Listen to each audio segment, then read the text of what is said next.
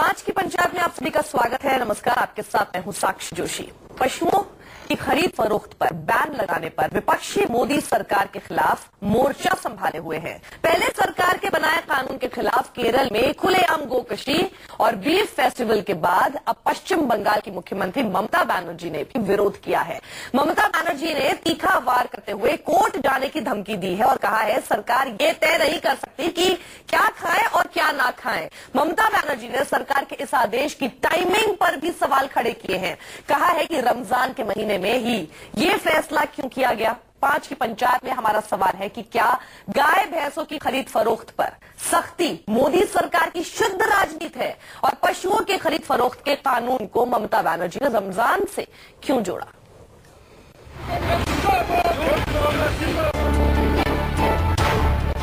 पशु बिक्री बैन पर सरकार के कानून पर बवाल जारी है।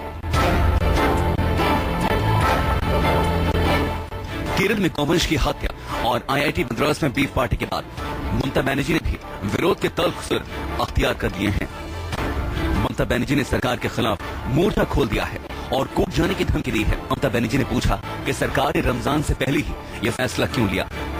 एक तो रमजान मास चलছে, বেছে বেছে এই টাইমটাকেই বেছে নেওয়া হয়েছে, বেছে বেছে এই টাইমটাকেও বেছে নেওয়া হয়েছে। ममता बनर्जी यही नहीं रुकी, उन्होंने तीखे शब्दों में फैसला मानने से इंकार कर दिया है। আমি কি খাবো, আমি কি পরবো, কিন্তু অন্যকে কি খাবে আমার কোনো অথরিটি নেই তার মুখে একটা লুকোপ্লাস্টার লাগিয়ে দেওয়ার। আমার তো মনে হয় ফার্স্ট লুকোপ্লাস্টার যারা আইনটা করেছে তাদের মুখে লাগিয়ে দেওয়া উচিত। जाहिर है गाय को लेकर सियासी सरगर्मी बढ़ी। सरकार ने नए नियम की अधिसूचना जारी कर दी है, जिस पर केरल, तमिलनाडु के बाद अब पश्चिम बंगाल में भी विरोध शुरू हो चुका है। सवाल है कि क्या गाय भैंसों के खरीद फरोख्त पर सख्ती मोदी सरकार की शुद्ध राजनीति है और खरीद फरोख्त के कानून को ममता बनर्जी ने रमजान से क्यों जोड़ा। Report news 24। तो इस पर चर्चा के लिए हमारे साथ प्रवक्ता बीजेपी सुधांशु मित्तल जुड़ चुके हैं, साथ ही बीएल तिवारी हैं वीएचपी की तरफ से जो कि भोपाल स्टूडियो से हैं। आमिर हैदर जैदी साहब जो कि नेता है सीपीआई के, वो भी हमारे साथ इस वक्त स्टूडियो में ही मौजूद है और साथ ही राजीव त्यागी प्रवक्ता कांग्रेस के। आप सभी का बहुत शुद्ध राजनीति नहीं है तो और क्या है। रमजान के महीने में ऐसी सख्ती आपने दे दी और अभी तो आपने सुना होगा अभी बस थोड़ी देर पहले ही मद्रास हाईकोर्ट ने भी बैन पर बैन लगा दिया है 4 हफ्ते के लिए। ऐसा जिसको इसको धर्म के साथ जोड़ना है वो इसमें विकृत मानसिकता का परिचय दे रहा है।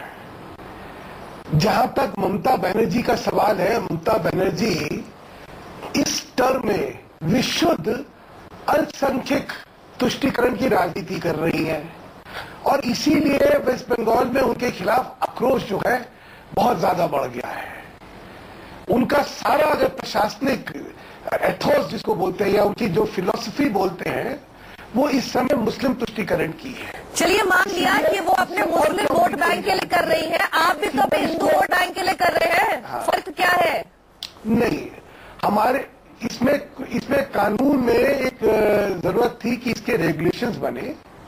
वो बहुत दिनों से वो रेगुलेशंस तैयार हो रहे थे और वो बन गए और उनको नोटिफाई कर दिया ड्यू कोर्स के अंदर रमजान से पहले। प्रशासनिक कार्य और सीधी सी बात है इसमें रमजान से जोड़ना। अगर इसमें बकरे पे कुछ होता तो समझ में आता है, इसमें रमजान से इसमें क्या लेना देना है इसका। चलिए रमजान से क्या लेना देना है, अमित साहब जवाब दीजिए। क्यों ममता बनर्जी कह रही है कि रमजान के समय पर ही क्यों किया है बीजेपी ने, ये सवाल क्यों खड़े कर रही है। विनाश काले विपरीत बुद्धि, हम इसे न तो अल्पसंख्यक विरोधी मानते हैं और उस राजनीति को मानते नहीं है। ये किसान विरोधी है, मजदूर विरोधी है, गांव की अर्थव्यवस्था के विरोधी है। गाय की बात नहीं हो रही, इन्होंने भैंस के ऊपर, ऊंट के ऊपर, टोटल पालतू जानवरों के ऊपर ये कह दिया है कि अब इसे किसान खरीद सकता है, किसान ही बेच सकता है। जिसके 2 बीघे जमीन होगी वो ही खरीदेगा, जिसके 1 बीघा भी जमीन नहीं होगी वो नहीं खरीद सकता, न बेच सकता है। इन्हें शायद नहीं मालूम कि गांव की अर्थव्यवस्था ही दूध पर आधारित है, कृषि पर आधारित है और वहाँ हर मजदूर आदमी, हर किसान आदमी अपने यहाँ भैंस पालता है और भैंस जब वो दूध देना बंद कर देती है या बीमार हो जाती है तो क्या केंद्र सरकार उसे खरीदेगी? मेरा एक कहना और है कि स्वामी रामदेव के बाड़े में पलने वाली गायों का मूत्र 50 रुपए लीटर पूरे हिंदुस्तान में बिक रहा है।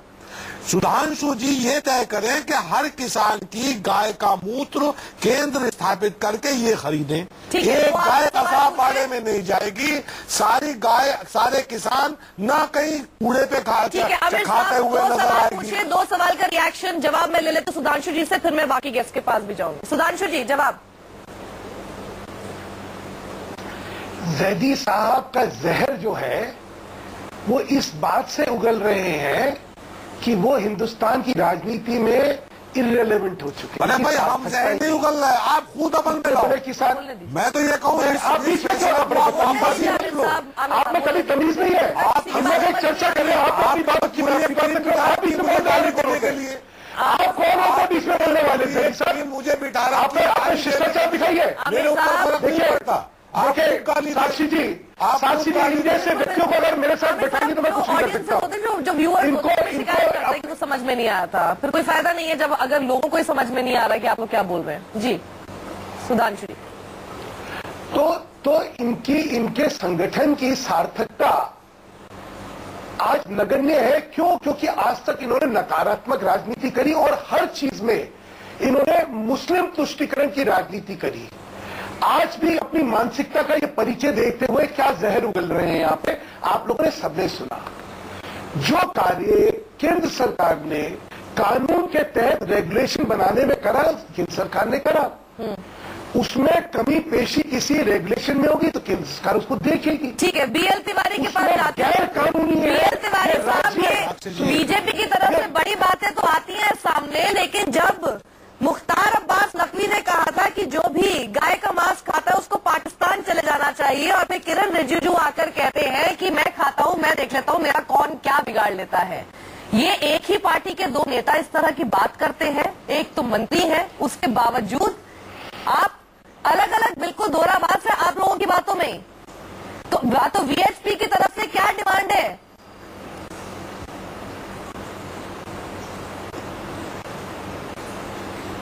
देखिए, बीएचपी की तरफ से कोई डिमांड नहीं है, केवल गाय हमारी पूज्य और आस्था की केंद्र है। किरण रिजिजू के लिए कुछ कोई डिमांड नहीं है बीएचपी की तरफ से। अर्थव्यवस्था का केंद्र है, गांव के जीवन की रेखा चलाने वाली गाय है। और किरण रिजिजू ने अपना स्टेटमेंट ठीक किया था, उन्होंने अपना स्टेटमेंट ठीक किया था, उसका कोई संदर्भ नहीं है। स्टेटमेंट ठीक करना क्या होता है? उन्होंने अपने क्षेत्रवाद के आधार पर कोई बात कही थी, उन्होंने उस पर तो क्षेत्रवाद के आधार पर ही राज्यों के कानून का आप क्यों नहीं पालन करते हैं? फिर करने का अर्थ ये होता है कि उन्होंने किसी क्षेत्रवाद की धारणा पर, भावना के आधार पर कोई बात बोली है, गाय माताओं खा के निश्चित रूप से उन्हें पालन करना पड़ेगा। और उन्होंने उसकी आस्था को व्यक्त किया है, हमारे मत से उन्होंने अपनी सहमति व्यक्त की है। हमने मतलब वो अरुणाचल में बैठ के खा सकते हैं या दिल्ली में आकर नहीं खाएंगे। फिर ठीक किया कि हमसे बोलने में भावुकता बस ये बात हुई है। मनोहर पर्रिकर गोवा में खा सकते हैं। मतलब ये कौन सी बात हुई कि आप किसी और राज्य में खाते?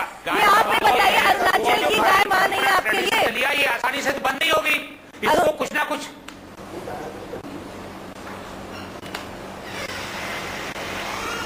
बिल्कुल है। हम अरुणाचल की गाय को छूट दे रहे हैं कि अरुणाचल में आप गाय खाइए? मेघालय की गाय मां नहीं है। आप किसी भी कीमत पे गाय को अपनी मतलब गाय की आखिरी सीमा तक गाय के मेघालय में तो बर्नाड साहब ये भी बोल गए थे कि अगर हमें पावर में ले आए तो मैं बीफ पे रेट कम करा दूंगा। पूरे देश की आप ही की बातों में दोहराबाज है, उसके ऊपर आधारित है।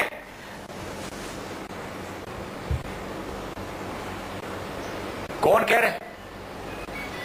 रहे थे रेट कम करा देंगे? मेघालय के बर्नाड साहब कहा है रेट कम करा देंगे? मेघालय के बर्नाड साहब। व्यापार का केंद्र है, कहीं गाय का मांस व्यापार होता है क्या भारत में किसी जगह पर? साक्षी जी, आज तक किसी मुस्लिम नेता ने बीफ पार्टी का आयोजन नहीं किया हिंदुस्तान के अंदर। जितने भी आयोजन हुए इन्हीं लोगों की तरफ से हुए, और इसे मुसलमानों से जोड़ना मेरे ख्याल से न्याय संगत नहीं है। कश्मीर में किया, अरे मुसलमान कश्मीर में किया, कश्मीर में किया। मामला दूसरा है, उसे कम्युनिस्ट कश्मीर को यहाँ से मत जोड़िए, कश्मीर को यहाँ से मत जोड़िए। कश्मीर की समस्या विधायक ने आवासी से मत जोड़िए। लेकिन आप गाय की बात कर रहे हैं, गाय को आप कल राष्ट्रीय पशु घोषित कीजिए, मैं समर्थन करता हूँ। लेकिन ये विनाश काले विपरीत गाय की और पार्टी की शामिल करना है उसे भैंस को ठीक है, राजीव त्यागी भी सुन रहे हैं, मुसलमानों से इसको क्यों जोड़कर देखा जा रहा है? राजीव त्यागी, क्या ये सभी राजनीतिक दल अपने अपने वोट बैंक से जोड़ के इस पर पूरे प्रकरण पर राजनीति कर रहे हैं? गाय बेचारी बीच में पिस रही है, फंस रही है। देखिए साक्षी, सबसे पहले तो मैं बात करना चाहूंगा कि गाय को लेकर के जिस तरह की सियासत पूरे देश में हो रही है वो चिंताजनक है। और जिस तरह से केरल में हादसा हुआ जिसमें यूथ कांग्रेस के लड़कों ने एक हादसा किया, उसके लिए मैं निश्चित रूप से कहूंगा बड़ा दर्दनाक हादसा था, जिसकी वजह से हम उन्होंने पार्टी से बाहर निकालने का काम किया, पार्टी से बाहर निकाल करके उनकी सदस्यता खत्म करने का काम किया। दूसरी बात जो बहुत महत्वपूर्ण है गाय को लेकर के, मैं ये बताना चाहूंगा कि पूरे देश में 70% लोग बाग है जो मीट खाते हैं, जो मतलब मांस भक्षण करते हैं, और 30% लोग बाग जो है वो शाकाहारी है, जिसमें मैं भी एक व्यक्ति आता हूं। तेलंगाना में 98.8% लोग बाग मांस खाते हैं, पश्चिम बंगाल में 98.5% लोग बाग मांस खाते हैं, आंध्र प्रदेश में 98.25% लोग मांस खाते हैं, उड़ीसा में 97.35% मांस खाते हैं, केरल में 97% लोग मांस खाते हैं। उसके अलावा अगर आप वेजिटेरियन स्टेट्स की बात करेंगे तो राजस्थान में 73.2% लोग। नहीं, पर यहाँ पर सिर्फ वेजिटेरियनिज्म तो हो नहीं रहा ना, यहाँ पर सिर्फ गाय कैटल से जो है रिलेटेड बात हो रही है। हाँ।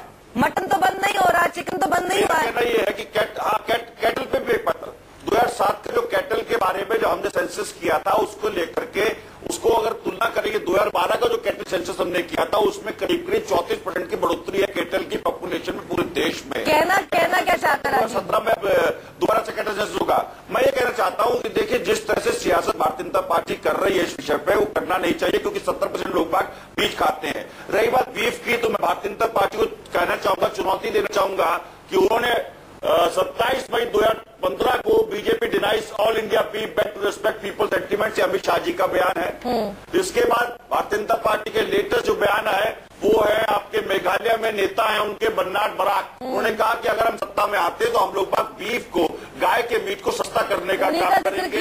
केरल में उनके भारतीय जनता पार्टी के अध्यक्ष कह चुके, भारतीय जनता पार्टी के अध्यक्ष कह चुके बीफ बैन नहीं होना चाहिए।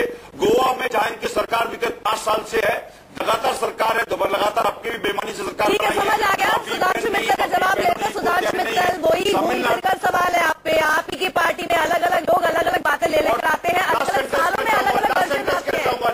अभी कुछ है तो 1 साल पहले कुछ और बोलते थे आप लोग। चाहूंगा नहीं, एक सेकंड जवाब ले लेते हैं। समझ आ गया राजीव जी, समझ आ गया। सुधांशु जी का रिएक्शन ले लें। कांग्रेस पार्टी ने 1954 में गाय के मीट को अपनी बात रखना, इन्होंने रखी ना, मैं अपनी बात रखूं। राजीव जी सुन लिया, सुधांशु जी का रिएक्शन तो ले लिया। सवाल किया आपने, सवाल के जवाब ले लीजिए जी, लेकिन सवाल के जवाब दीजिएगा सुधांशु जी। गोलमोल आर्टिकल्स हैं, बड़ी स्पष्टता से बात है। आज हम चर्चा क्या कर रहे हैं कि जो केंद्रीय सरकार ने अधिनियम लेकर आए हैं उसकी चर्चा कर रहे हैं।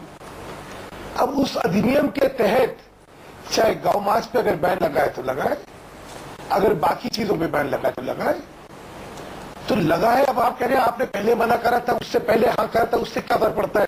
जो अब केंद्र सरकार ने करा है वो आज की असलियत है। नहीं, लगा की बात नहीं है। सवाल यहाँ पर यह भी है कि क्यों लगा है। सुधांशु जी, आप और मैं नहीं खाते, शाकाहारी है, लेकिन मैं उसको विश्व है ना, मैं किसी दूसरे की जो है या उसकी। साक्षी जी मेरी जवाब सुन ले स्पष्टता से। आज देश के अंदर 85% राज्यों के अंदर बैन लगा हुआ है, और ये बैन किसने लगाया था, कानून किसने बनाए थे? कांग्रेस ने बनाए थे। और यही आज राज्य के खिलाफत कर रहे हैं, यहां तक कि इस हद तक गिर गए कि गाय का वध, ये चौराहे पर खड़े थे केरल में गाय का वध कर रहे हैं। राजीव त्यागी सवाल तो सही है, आप लोग कितने सालों तक रहे, अलग अलग कानून लाया कौन? आप ही लोग तो लाए। अब आप 3 साल में एक्सपेक्ट करते हैं कि बदल दे। खुद ही तो बांट दिया आपने। लेकिन आज जब इसका जो है एक स्वरूप आता है तो उसके बाद ये गाय हत्या कर रहे। आज स्वरूप आने के बाद ये गाय हत्या करेंगे। अरे चौराहे पे गाय का काट के ये हिंदुओं को क्या दिखाना चाह रहे हैं? देश के हिंदुओं को ये दिखाना चाह रहे हैं कि उनको चिढ़ा रहे हैं, सांप्रदायिकता फैला रहे। क्यों? क्योंकि इनको मुस्लिम, ये राजीव जी मेरी बारी है, मुझे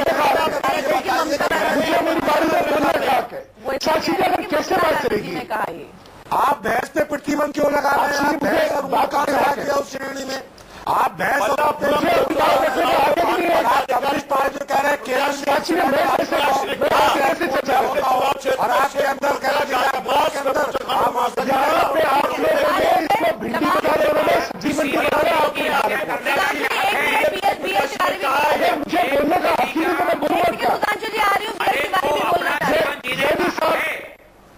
हाँ जी, बीएल तिवारी साहब बोलिए। किरण रिजिजू के बयान पर क्या कहना सुधांशु जी आपका? किरण रिजिजू गाय का मीट खाते, क्या आप कैबिनेट से ड्रॉप करेंगे? आप बहुत ही न्याय बदतमीज किस्म के इंसान है, जिसमें आप कभी भी चर्चा की तमीज नहीं है। वहाँ पे जब बात बोले मैं चुप था, अब मैं बोल रहा हूँ तो आप हिम्मत नहीं बनी बात। आप दोनों जो अपनी बात बोलना है दूसरे को बोलने भी देंगे क्योंकि आप बेसिक बदतमीज लोग हैं।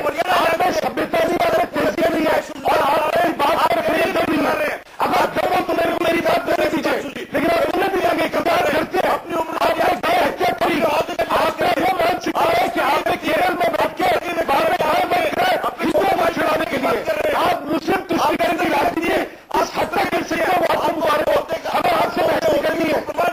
ऐसे की हुई मर्यादा में रहिए। इसके बारे में बताइए, इसके बारे में बताइए। मर्यादा आप नहीं है, बात करें बोलने का हक नहीं है। आप अपनी मर्यादा उल्लंघन कर रहे हैं। केरल के बीजेपी के बारे में क्या कहेंगे? गोवा के बारे में क्या कहेंगे? राजीव जी सवाल पूछ लिया, सवाल तो का जवाब तो ले लें। सर मैं आप सभी से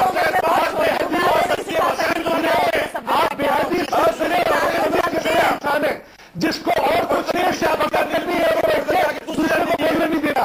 ये आपको आदत नहीं है। आप बोले मतलब बोले जा रहे हैं, सुधांशु जी बोले जा रहे हैं, हमें तो नहीं समझ में आ रहा, किसी को समझ नहीं आ रहा क्या बोले। बीएल तिवारी जी बोलना चाहते थे, रिएक्शन था उनका। तिवारी साहब बोलिए। तो दोगलापन क्यों गाय माता को लेकर के?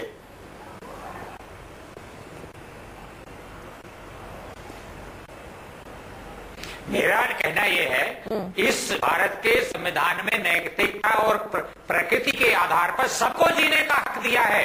क्या हिरण को, शेर को, जीव जंतुओं को मारने का अधिकार है क्या? उनके ऊपर क्यों एक्शन होता है?